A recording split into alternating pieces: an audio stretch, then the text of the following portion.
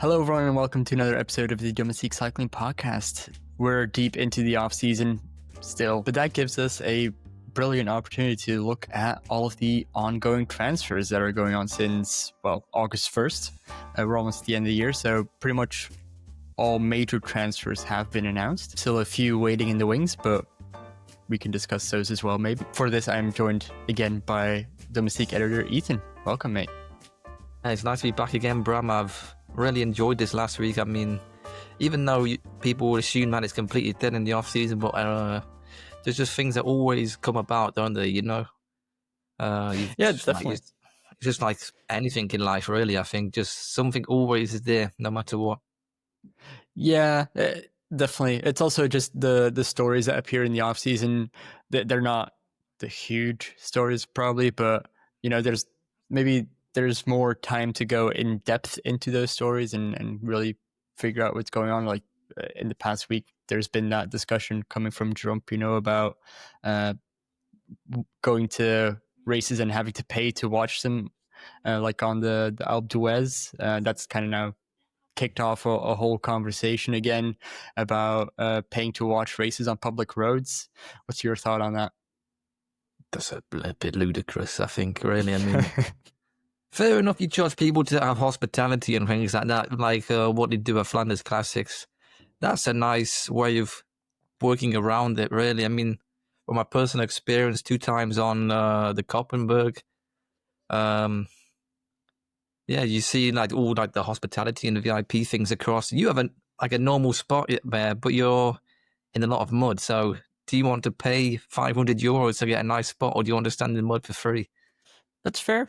And I guess it's also just a thing of being able to watch the rest of the race quite easily, because in those tents in the hospitality, you can just, the race is not there yet. You can turn around and watch TV.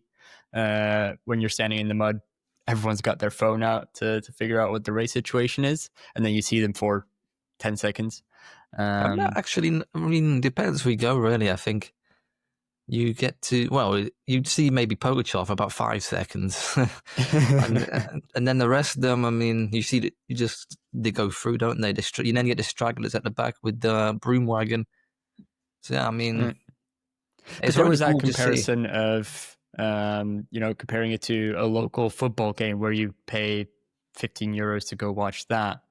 Then again, you do get to watch that for 90 minutes. And, you know, there's a lot of entertainment during that time, whereas with cycling outside a road, it's a very brief, short period of entertainment comparatively. Yeah, I mean, again, from my own experience, I mean, I go to watch Notts County. A season ticket there was about €200. If you had that in cycling, I mean, it wouldn't work like that, would it? Because it's so hard to control that kind of environment. You can go anywhere in cycling. It's a 200-kilometer race, so on average anyway. Definitely. So, like, I don't know how you can apply it in a way across the whole course. Yeah, maybe I mean, it would revolve around really different circuits, so you'd have to build circuits like with a lot of laps, like a world championship course.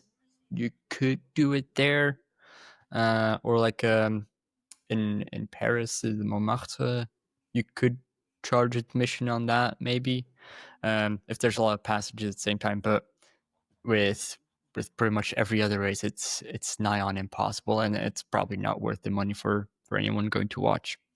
It's a bit sad if you do on the key parts of the clouds as well, I think, really. Maybe. But I do understand the need to kind of make new forms of monetization within cycling. Like, there is a need for that. As all the budget of the teams are growing, there's so much more money coming to the sport.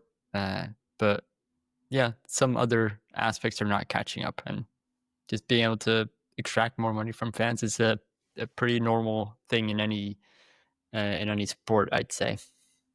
Yeah, cycling's far behind many other sports, aren't they? I mean, you get football, they'll absolutely milk you dry for money at the minute. So, or Formula One, just one ticket of Formula One is insanely expensive. Yeah.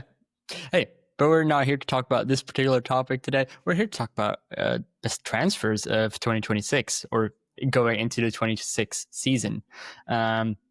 And yeah, we're going to just look at some individual transfers, but then also kind of analyze the transfer strategies of the bigger teams and maybe also of the smaller teams, because there's actually some of the smaller teams that have done really good on the transfer market and really strengthening their core. But then there's also some of the more established teams that definitely don't have as much of a clear strategy. So maybe let's dive into it. And I'm just going to start off with Team INEOS. I'm working on a video about them right now. So by the time this podcast goes out, hopefully that video is already out. If you haven't watched that yet, go watch it. It's entirely about INEOS, and their strategy around transfers comes up. So it's in the top of my head. Yeah, INEOS has, for now, only announced 3 incoming transfers. That being Oxenberg, who was it? Wow, it was in the top of my Dorian head. Godon. Dorian Godon and Kevin Vauquelin. As a team INEOS, can you be happy with that? Not really. I don't. But it's like, where do you fill a gap? I think that's the main issue. They could have done with Remco, like which for anybody was people were tipping before for Remco to go to INEOS, and that would have been a very good signing. But there wasn't really a GC rider that can really take INEOS to competing for like the Tour, the Giro, the Vuelta. You have Vauquelin, that's a nice signing, and I think it's going to be hard to see how we does it the Tour next year, because obviously you have Carlos Rodriguez there. That dynamic, the way that plays out, I'm very interested to see there. But yeah, I mean, Vauquelin, I think maybe for the one-day races, could be very interesting.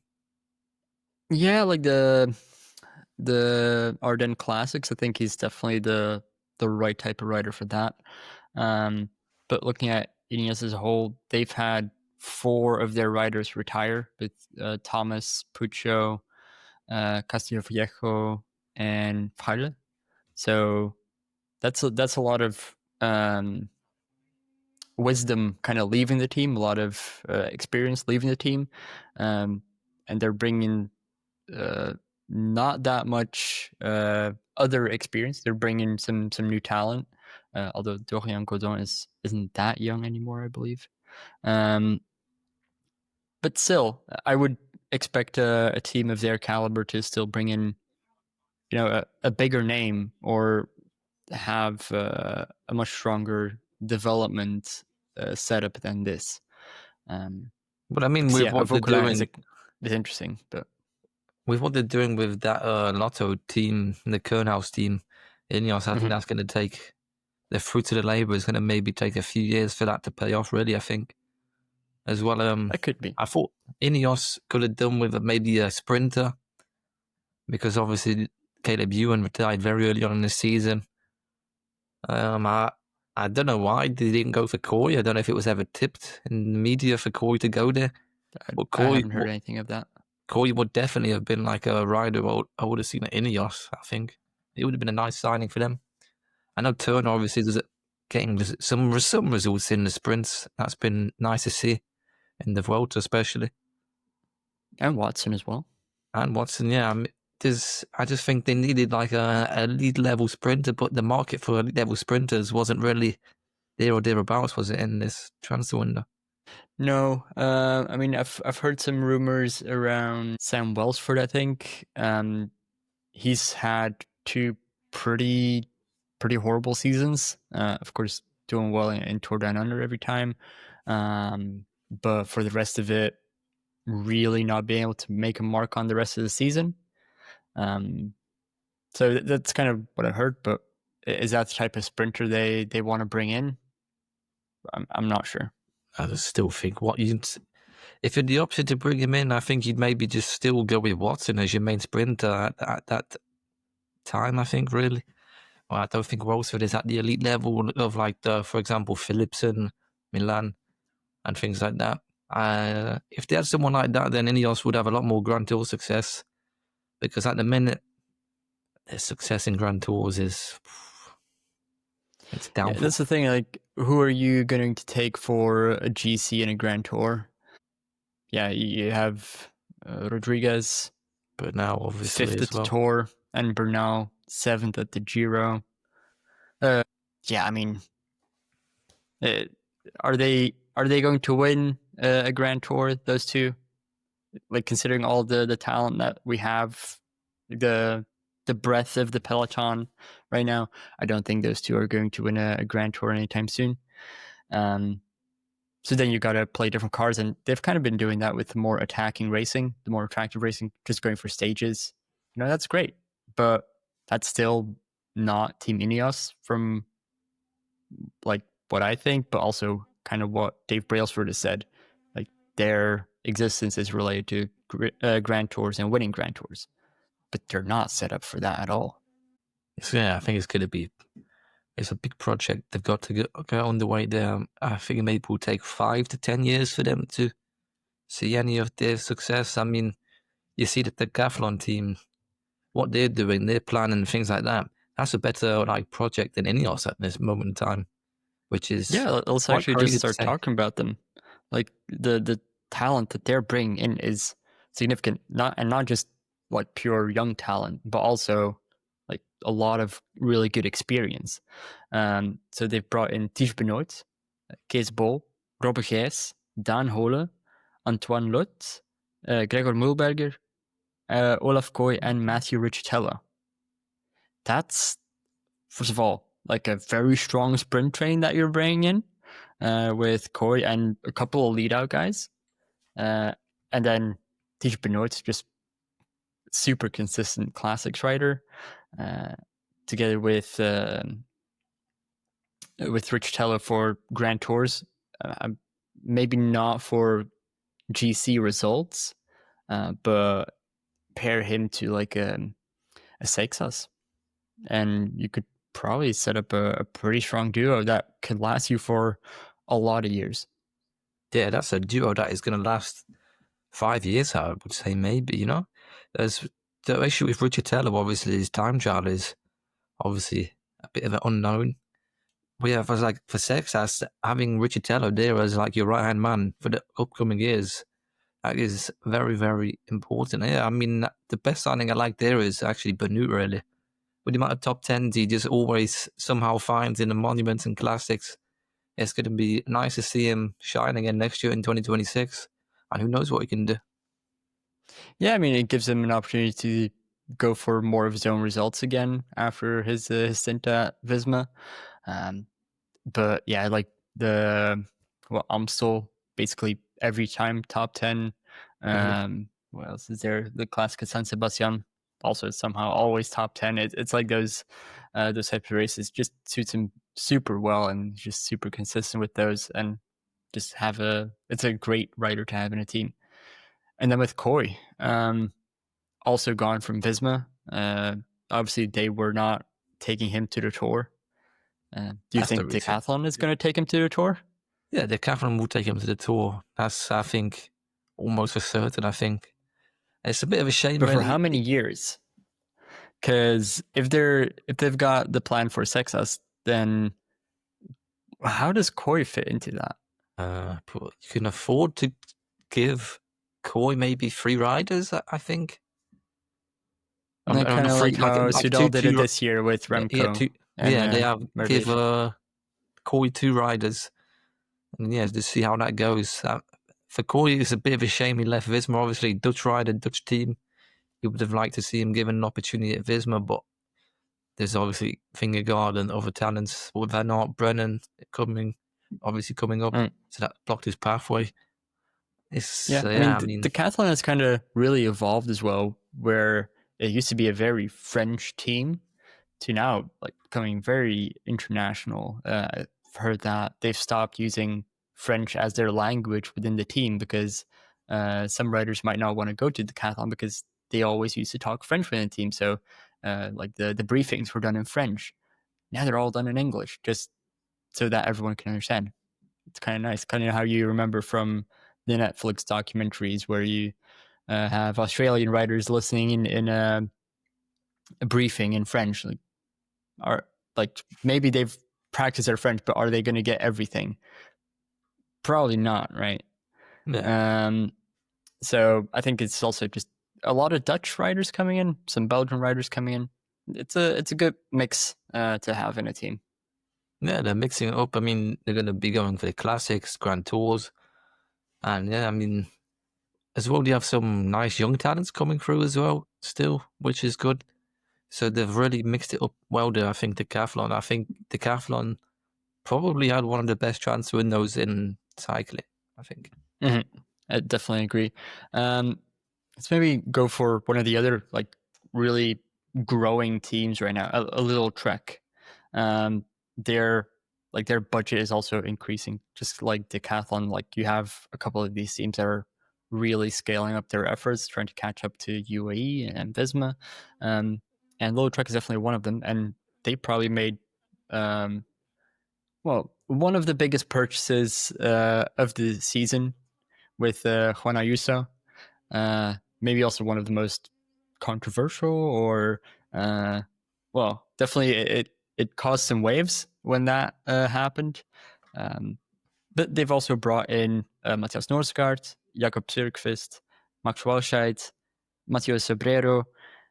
So there's a lot of experience and also raw talent here, I'd say. Yeah, and that's what you need, really. I think the raw talent, then obviously, then have the leadership of the older, wiser guys there. Ayuso, I mean, it's quite a power move, I think, from Little Trek just to say, hello, we're buying him. Thank you. Like that. From also, UAE. like buying out his contract. Yeah. That probably costs a lot of money. Probably in the region of 10-ish million, would you say? Yeah, but is that money that you want to give to UAE? Like UAE's laughing to the bank there. Yeah, they're just like, oh, okay, that's a lot of money. Let's spend it on some other riders ourselves then. Yeah, do you want to give your main competitor that amount of money to spend on transfer stuff? It's like a fiver for UAE, 9 million. So no, I would still say that's a very, very significant part of their budget. They basically just got given by another team.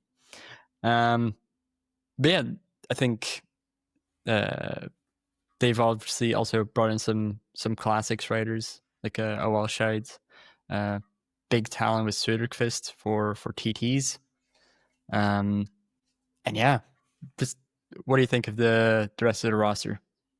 Walscheid's a nice signing. I like that. That could really work with the type of riders Little Trek have on their team. Obviously, you've lost De Klerk, who was a serious workhorse in that team. So I think maybe he could kind of fulfill a role like that. There's obviously lost Dan Hool as well. That's another workhorse gone out their classic squad and Grand Tour squad. So yeah, they definitely needed a guy who can do the dirty work. That's a nice move. Söderqvist is also going to have a big role to play in doing the dirty work again. And also, it will be interesting to see if he goes to a Grand Tour, I think, next year, Söderqvist, because he can do well in a time trial. Yeah, definitely true. I mean, they've also lost Gibbons and Kirsch. So that's kind of workhorses gone, actually. A lot of domestiques that are just suddenly all gone, and they're trying to replace them with some pretty like either talent or with some experience. Juan P. Lopez is also gone. I think it became clear that he was not the GC talent that they needed. I mean, he did some amazing results, but didn't really fully materialize for him. So probably just time to let him go. Yeah, I mean, that's fair enough. And it's the right thing to do in cycling is when you don't see a rider who's performing in results and things like that, you have to be brutally honest sometimes. Okay, I was gone for a sec. Can you hear me? Yes. Can you see me? It's very pixelated. Yeah, but I see that on your end as well, so that's all right. But it's not like delayed, right? Try speak again. Just go like 1, 2, 3. Hello. 1, 2, 3. 1, 2, 3. That's fine. Okay. The fuck I picked up like a authentication code phone call and then my internet went. That we were on Juan P. Lopez. What did you end up on? Yeah, saying brutally honest, yeah. Sometimes in cycling, you have to be very brutally honest and just admit when a rider is not really performing. You have to let them go, don't you?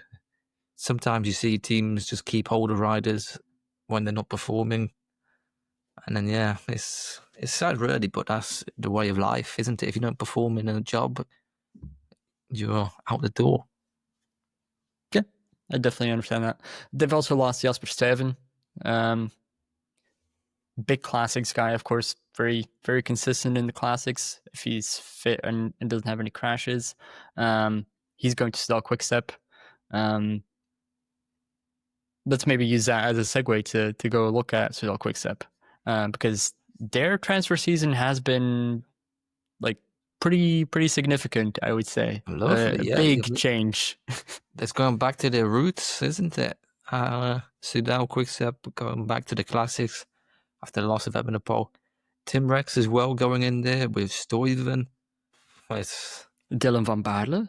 Van Baarle as well, yeah. They are all in on those classics, and that is, I think, what every single Belgian fan of cycling is going to be like. Straight, just pure joy seeing Soudal Quickstep competing for classics again. Yeah, I mean, just the talent that you bring in for those classics is kind of, I mean, you have this sensation like, okay, they're kind of back. Of course, they're bringing a lot of experience. They've got a lot of experience still in their ranks from their classics team, but with Stuyven, with Van Baarle, monument winner, like you don't always bring those in. And then you also have Dainese. I think he could work out in the classics. Could, but also come at Grand Tour stage if he's on his day. But although, do you need an extra sprinter in that team? You already have Merlier, you already have Magnier. Do you need a third one? Not really. As people are going to question Anthony Magnier what he does next year in Grand Tours, and people will just keep saying that his levels of victories are not that high of who he's competed against. So it's going to. But I do think Magnier is always going to be a Dainese, for example. Yeah, I think so, definitely. So you think Dainese is coming into the team as more of a lead out guy, or really to race the lower circuits? The lower level races. Does he go for a Giro? I think he could maybe be a pity and give him a Giro. Okay, I would not. I would still put Magnier there. Give the Tour to Merlier, and then I don't know. Like this is one where I'm a little bit confused by why they've brought in this sprinter. And I really just hope like put him in the train. Because actually, no, Dainese has terrible positioning. Do not put him in the train.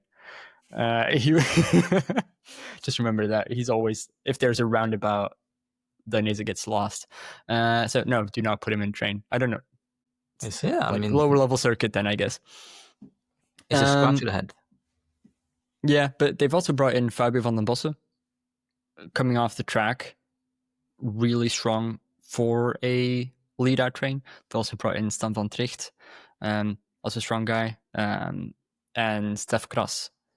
This one, when it was announced, it was like, no, this seemed like they were bringing a helper for Remco, and then Remco left. So do you think this was a contract that got signed beforehand, and then they were kind of like left in the lurch with Kras? Not necessarily. Stef Kras is obviously, since he had that horrible accident where it like punctured his lungs, didn't it? I think as well, something like that. Oh, he had a really nice one. I think it was the same one with Vingegaard as well. Yeah, Vingegaard, Evenepoel, that Basque crash. A long layoff from that coming back. So yeah, I mean, his talent is he's been just going about his business at Total Energies, competing, and when you're a Belgian team, you have a guy like that who can compete for top tens in the Tour and Giro, Vuelta. You'd probably say, let's pick him up. If you're like the general manager of the team, I think. But obviously, you probably would also assume what's the top 10 in a Grand Tour for Soudal Quickstep? Like they've now done that with Remco. Like, do they want to use Kras as a leader in a Grand Tour? I don't think they would. You're gonna have to now, aren't you? Really, though. Or Landa is still there. Landa and Steph Cross is not a bad duo, really. He can do a job. He can win stages still in the tour. Yeah, for sure. Maybe so they've lost Remco Evenepoel to Red Bull Bora Hansgrohe. Probably also a team that has done incredible stuff in the transfer season. So obviously, bringing in Remco is, in my view, the transfer of the year. Has to be. So I'm glad you agree on that, because otherwise we're going to have a very long argument, and this podcast would be an hour long. And that's not what we agreed. So they've also brought in Gianni Vermeers, which for any Belgian, that's hilarious, because Vermeers and Evenepoel do not like each other. They've clashed multiple times in different races, especially a couple of years ago. So let's see how that goes. And they've also brought in some of their rookie squad, which you always like to see. Even a big team now is Red Bull is bringing riders from their rookie squad, with André Boissy, Callum Thornley, and Luke Tuckwell. Luke Tuckwell, obviously super talented as well. I think he won a Baby Giro stage this year. You're correct. And then also brought in Jared Drisners from Lotto. And Mattia Cataneo, also coming in from Soudal, together with Remco. How do you rate their transfer season? After Evenepoel, I mean, it's maybe like a 7.5. It's like a just above average after Evenepoel. But when you bring in Evenepoel, it goes to 10, obviously. Yeah, I do agree on that. I think they splashed the money in one specific spot, and then the rest, like bringing your rookies. It's like Liverpool. That's also just exactly. Yeah, like bringing your rookies. I think that's just, it's a good thing to be seeing in World Tour level cycling. Even those large teams bring in their U23 riders into the pro team. We can only applaud that. And then Gianni Vermeers for the classic squad, I would imagine, or for gravel racing. Who knows? Former world champion. I mean, as well, for going back to bringing the rookies through, it's cost efficient as well, really. I mean, for what the rookies can do, you can save a lot more money than maybe signing an older rider who does the same kind of results as the younger riders. And I think you're going to see a lot more cyclists, as we have seen over the years at the moment, coming through younger and younger. And the level they're at is pretty insane, isn't it? Like you also have it with the Lotto development team, which has been super successful over the last couple of years, with them bringing in Vidar next year and the Schuitenir. Those are guys that will probably just come into the pro peloton and instantly leave their mark.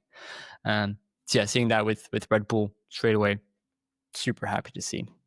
Yeah, you wouldn't really expect it as well, maybe from a team that has a budget like that as well, Like you'd expect them just to go out and sign riders and on the transfer market and not bring it through talent.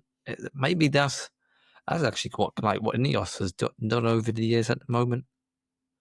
I mean, I think that's the difference between Red Bull and INEOS, is that Red Bull has had a youth program for ages, and now they're kind of bringing in the talent from that. They don't have to buy out massive contracts, except for Remco's, because they do need that top level guy.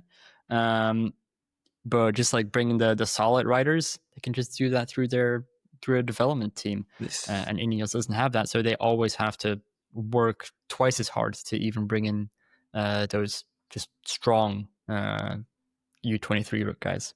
It's like the Red Bull kind of way around their entire global sports program. Actually, you see in F1 with supporting the junior races coming through the ranks. You see it in football with the Salzburg and Leipzig and all the other global networks. They bring their talent through, and then they go to the main thing, which is obviously Leipzig in football. So yeah, I think maybe Red Bull can keep doing that, and it will pay off eventually. Sounds good. I'm just browsing our transfer overview on domestiquecycling.com to be able to do this, and right above Red Bull is the list of Q36.5, and it's drawing my eye because of how long it is. And obviously, I think Q36.5, together with maybe Titama Rockets, who we'll talk about in a little bit probably, they've gone crazy in this transfer market. They're pouring a lot of resources into this. I'm just going to list them all. So we have Sam Bennett, Eddie Dunbar, Aimé de Gent, Thomas Gloag, Chris Harper, Emmanuel Huku from Arcade Development, Quinten Hermans, Xavier Murisse, Brent van Moer, and Fred Wright. They bought a whole team. That's like when was it needed? I would like to know more about it.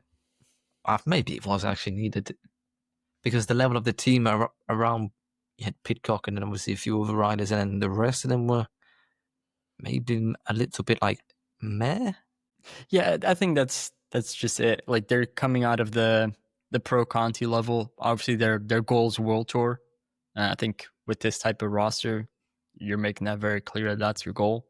If you're basically only bringing World Tour guys, but also just bringing some really good established names, but also upcoming talent. I think Thomas Gloag, super transfer. A couple years ago, super strong.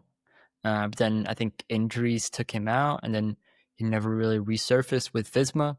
So having him as another talent in that team, yeah, really worth it. Dunbar as well, multiple stage winning Grand Tour. Fred Wright, he's obviously the nearly man of a lot of situations. I feel so sorry for him every time. Fred Wright, it's like a doesn't British win a lot, does he? But British wild or not? Yeah, that's actually a good thing. Apart from obviously him winning in that way, Chris Harper, obviously the Finestre stage in the Giro, just flipping some nice transfers from Q36. Yeah, but also the fact that, for example, Jayco doesn't keep Harper. I think surely they wanted to keep him around. Like, he's won the Queen Sage in the Giro. Like, why doesn't he get a new contract? Yeah, Dunbar as well. I mean, maybe they're trying to go back to Australian roots or something. But then why lose Harper? Keep him around. But also Quinten Hermans and Xavier Murisse, I think, for like a Liège or even in Grand Tours, super useful for Pidcock, I would assume. Marissa could even do his own thing in Liège and Hermans as well. I mean, with what they've done, they've really found some riders who can really fill a gap and like get results on the board and the much needed UCI points when for promotion, obviously, to World Tour, which they want ever so dearly. And on Pidcock as well. I mean, he has some nice friends now as well, which is good for him. Fred Wright, Gloag, Sam Bennett is obviously Irish, Dunbar Irish. So yeah, there's a close connection there. Yeah, I mean, I did want to mention Sam Bennett. Obviously, not had the couple of greatest seasons with Decathlon. So Decathlon probably just wanted to get rid of him. Yeah, I think so. Do you think there's still life in the career of Sam Bennett? He was showing some flashes in, which was the 2.1 French race. You know, the one with Dunkirk. Yeah, Dunkirk, and also I think it maybe was Region Pas de l'Etoile, something like that. I think he was climbing like a demon, really, at Bennett.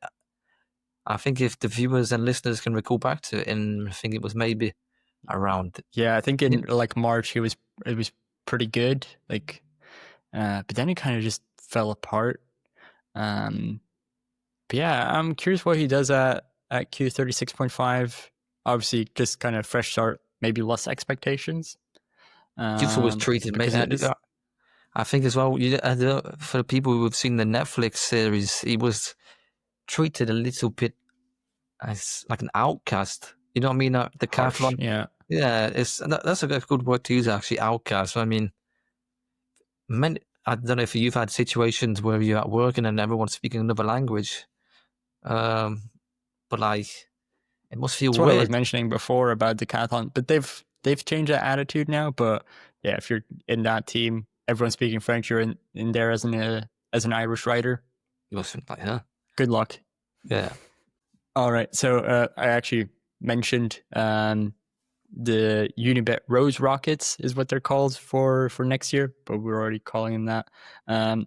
They've also had a pretty significant transfer season. Obviously, they're Pro Conti kind of not aiming to go to the World Tour, as Bositma said on our Hot Seat podcast episode. If you haven't listened to that yet, go listen to it. I'll put a card on the screen. If you're on YouTube, if you're on Spotify, search for it. You'll figure it out. But yeah, they've brought in so much like established talent. They've really opened the checkbook for the next year. Let's just go through it. Of course, the first one they announced was Dylan Groenewegen. Massive. Insane.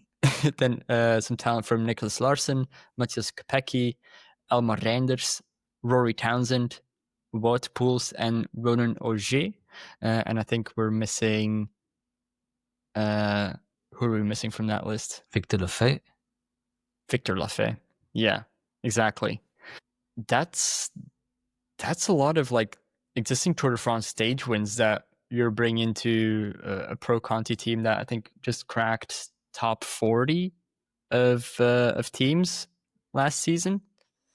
Yeah, it's incredible. It is incredible. From watching their YouTube videos a few years ago to nowadays, it's quite nice, isn't it? Like a project showing that anything is possible in cycling, really. And it's a good sports Of course, they've also got really good sponsorship deals that they're able to do this. So they've got the right management to be able to handle this. I think it's not just about Bositma himself. Like it's so much more than that now. It's a credit to the entire team. I think the way they've set it up over the years, and it's only going to get bigger. Obviously, I think they're going to be in the Tour, aren't they? That was going to be my next question. The wild cards have not been announced yet, but if you're looking at this roster, even the team that they're bringing in, and then of course some of the riders they already have, is this worthy of a wild card to the Tour? Yes. By a mile, I think. Compared to who the other competitors are for a wild card, you would definitely. I mean, you can't compare him to Arkea anymore. Okay, obviously they're gone. Sadly gone. You'd have Total Energies. They're also kind of gone, aren't they? Yeah, kind of. You'd have who else? There's not much really other competitors, really, is there? I mean, you have Q36.5. You have Tudor. Tudor's like a guaranteed one, don't know. Because they're placing. Yeah. Was it? I think so, yeah. Tudor, I think, is like guaranteed. And also you have Cofidis is also guaranteed, probably. And then you'd assume so that it would be the Unibet Rose Rockets, obviously French registered, a strong French core. Then you have Wout Poels and Groenewegen. Yes. Yep, kind of making up that Dutch element. I mean, honestly, we can only applaud their transfer season because I think they've just brought in hit after hit where you go like, how the hell have they done that?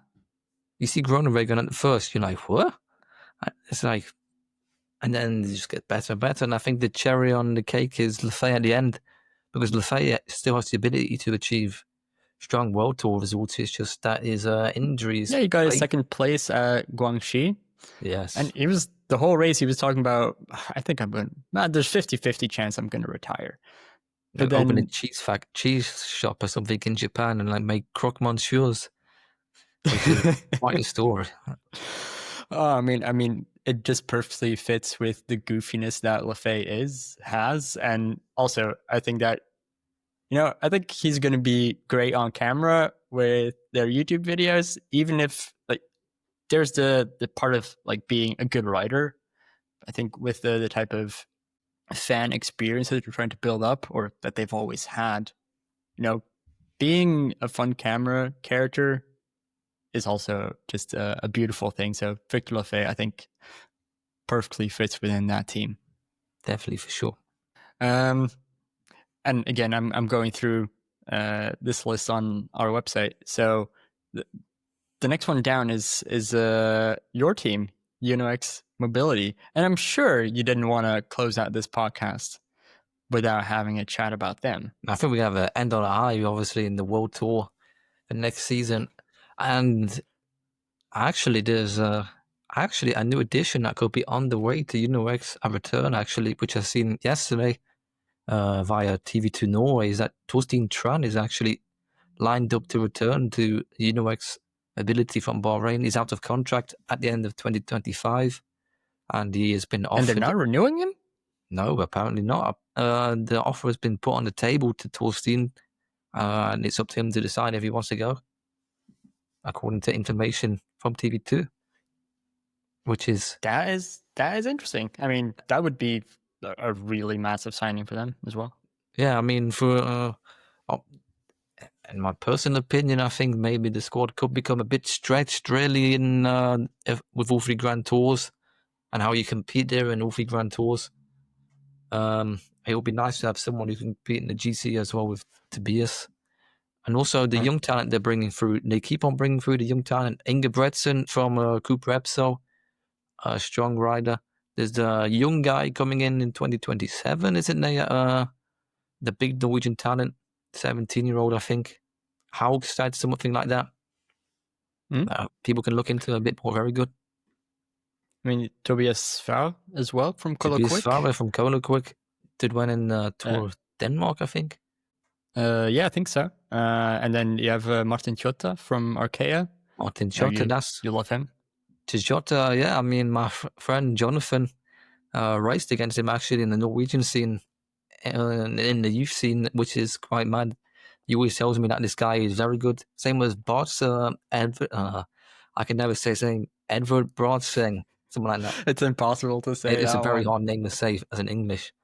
But yeah, I mean, they're also bringing in Bistrom as experience. Like Bistrom, it's kind of fun how like they keep bringing in like the older generation of Norwegian riders as well. They've had Kristoff, of course, retire this season. Bring in Bistrom to just kind of keep that consistency of like where we have established riders as well that could just pass on all of their knowledge to these younger guys. So that's just beautiful to see. I think maybe a few weeks ago, I don't know if the viewers and listeners have seen in the news actually recently over the week, Skelmos is potentially moving to INEOS in 2027. I think it's like Thor Hushoff said that he's had a big rider approach him, and if you put the pieces together with what happened with Ayuso, and it's a Danish rider, you'd assume it would be Matthias Skelmos, wouldn't you, Bram? Yeah, I mean, kind of. Of course, if things really don't work out between Ayuso and Skelmos, then Skelmos leaving the team is not a big fetch. Of course, he was also mentioning that he'd love to have Mats Pedersen on the team because he's a similar type of rider to Thor Hushoff. I think he was just like kind of speaking out his dreams into existence at that point because that requires a little bit of extra budget, I would imagine. But yeah, like I don't think Skelmos is that's happening anytime soon. But what you said about Train, that could already be a really big thing for that team. And what you mentioned about, how they now have to kind of spread out the team across 3 Grand Tours, that's really significant. You've had it with Lotto as well. They kind of just dropped the Giro, didn't do the Giro so they could focus on the Tour and the Vuelta in the past couple of years because they weren't part of the World Tour. They're now back in the World Tour, so they got to be able to fill those 3 slots of Grand Tours with good enough riders. And that's, I think, a big challenge for teams coming to the World Tour. Yeah, definitely. It's a learning curve as well, I think. Yeah. So let's maybe close off this podcast with two teams, because like they're the two biggest teams in the world, UAE and Visma. We've not talked about them. Can we do an entire podcast without talking about those two teams? Probably not. I will say the transfer season with UAE has not been groundbreaking. They've done one significant transfer, I think, with Cosnefroid. They've also brought in Vermaarke. I don't know really what to expect from that, but with Cosnefroid, I think they've brought in a really good rider, kind of like Wellens type, I would say. But other than that, their transfer season is basically non-existent. But they've obviously working with a lot of long-term contracts. So contracts that run out, it's kind of rare. I mean, after winning 95 races, I don't. Even the most harshest critic could say to them, "Where you got to improve?" Scratch your head. I don't know, mate. Sorry. And obviously, also with their Gen Z team coming through, I think there's Perikas going into the World Tour. Yes, isn't he, next year? I think he's a nice talent. It's going to be interesting to see what he can do. I think he really loves to target Catalonia, actually. He's from that region. So that's going to be very nice to see. I seen that in Marco the other day. Okay, that's real cool. And then we have Team Visma Leasebike, which does have a pretty active transfer season. I like those transfers. They've brought in Armirai, Owen Duel, Fiorelli, Kilich, Pietro Matteo from the development team, as well as Tim Rex from the development team, and then also Picanzoli and Schiffer. They'h always had this tendency of kind of bringing out names that you really don't expect. That there's just like Anton Schiffer coming out of Bike Aid. It's like Moneyball. I don't know if you've ever seen the movie with Brad Pitt and Jonah Hill. Yeah. They've proper found riders who can fulfill potential and immediately have an impact. Fiorelli, nice rider. Picanzoli, a very good GC talent as well. Armirai, a flipping unit, isn't he? In the French scene, obviously from Decathlon last year. And Schiffer as well, a big talent as well, actually. A nice climbing talent from Bike Aid, which is obviously the backstory of Bike Aid is actually very nice. It's supporting African riders. Supporting African riders, obviously German background, but provides a pathway to Europe for many Eritrean cyclists as well. They have a strong cohort of Eritrean cyclists in there. Okay. Real cool that Team Visma's then working with them. Yeah, again, with this team, like you have a couple of riders coming in from the development team. Love to see that. Tim Rex, really solid. Matteo, I don't know as well, but I'm sure he has the right skills.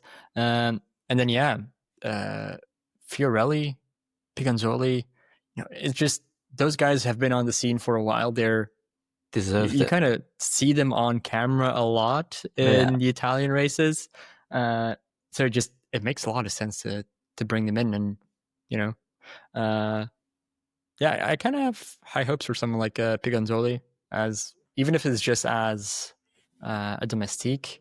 I think super strong. I think maybe in the first year he becomes a Domestique, and then in 2027 he takes a step up, and he's obviously nearly top 10 Ishiro, didn't he? With basically by himself with Polte. Yeah, I didn't really have a team. So he was a top talent. Yeah, and with you've seen it before with Visma with Vingegaard situation, the way he came about as a Domestique, come through, then boom. Yeah, I don't expect the same from Picanzoli there, but he can surprise me. Maybe you've had him in one of your pro cycling manager games where he just suddenly starts winning the Tour. I don't know. Picanzoli is actually generally one of the best climbing talents. So yeah, I mean, Visma's probably played that and said, "Oh, let's sign him." Obviously not. It's kind of how they work, don't they? But that's of course a joke. Were there any more teams that you love to discuss? I don't think there's any. We've discussed all the key talking points, I think, Bram. haven't we? Yeah, And if I would say so. If the viewers and listeners in the comments below let us know if we've somehow missed someone out or did favorite transfer, then let us know. Yeah, we probably will have missed some because we're not going through the whole transfer overview. But yeah, if we've messed up and missed someone, like what Ethan said, just put them in the comments and maybe we'll put them in our next episode. Until then, subscribe, like the video, and talk to you soon. Bye-bye. Bye-bye. What's this?